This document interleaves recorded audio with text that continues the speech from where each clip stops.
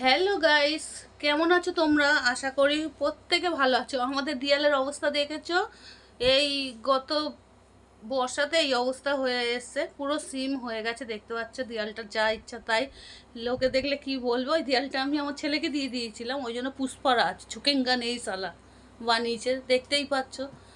তো এইটাকে আজকে ভাবছি একটা কিছু করি, কিছু একটা ব্যবস্থা না করলে একদম বড়ই আজিবসা লাগছে। এই এসির পাশে এই দেয়ালটা একদম মানাচ্ছে না, তোমরা বলো তো। দিয়ে আমরা কটা ওয়ালপেপার নিয়ে এসছি, দেখো তোমরা।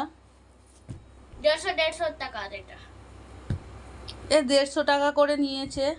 এখন দেখানো যাবে না, তো দিয়ে এগুলো আমরা লাগানোর পরে তোমাদের দেখাচ্ছি যে দেয়ালের হালটা কিছু পাল্টানো যায় কি। গাইস, এটা আমাদের অর্ধেক হয়েছে। এখনো আমাদের এই দেওয়ালটা, এই যে এই নিচেরটা লাগাতে হবে।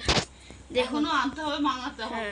এখনো চার পাঁচটা না, একটা দুটো তিনটা মাঙাতে হবে। এটা তো না, এটা তো তিনটে এনেছে, আর দুটো মাঙালে হয়ে যাবে। আর দুটো মাঙালে হয়ে যাবে গাইস।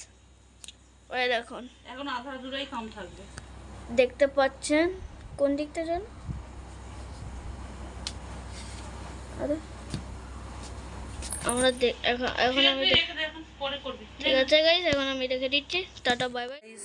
এইবারে ঘরের লুকটা দেখো কত সুন্দর লাগছে, নইলে এত বেকার হয়ে গেছিল, একদম পুরো বেকার হয়ে গেছিল দেয়ালটা জল পড়ে পড়ে। দিয়ে স্টিকারটা লাগিয়েছি, তোমাদের তো আগেই বলেছি না, এইবারে ছাড়বো, সবাই দেখবে, দেখে কমেন্টে জানিও যে কেমন হয়েছে। তোমাদের এরকম অসুবিধা থাকলে তোমরাও লাগিয়ে নিতে পারো, একদম নতুন চকাচক ঝা চকচকে হয়ে যাবে। দেখো কত সুন্দর, ভালোই লাগছে। এই দিকটাই লাগাইনি, কারণ কি বলতো, ওই দিকটা ঠিক আছে, আর আলমারিটাও আছে, ওখানে হাতটা ঠিকঠাক ঢুকছে না, ওই জন্য লাগানো হয়নি। তো দিয়ে তোমরা বলো এবারে কেমন লাগছে ঘরটা। সর হাঁটো।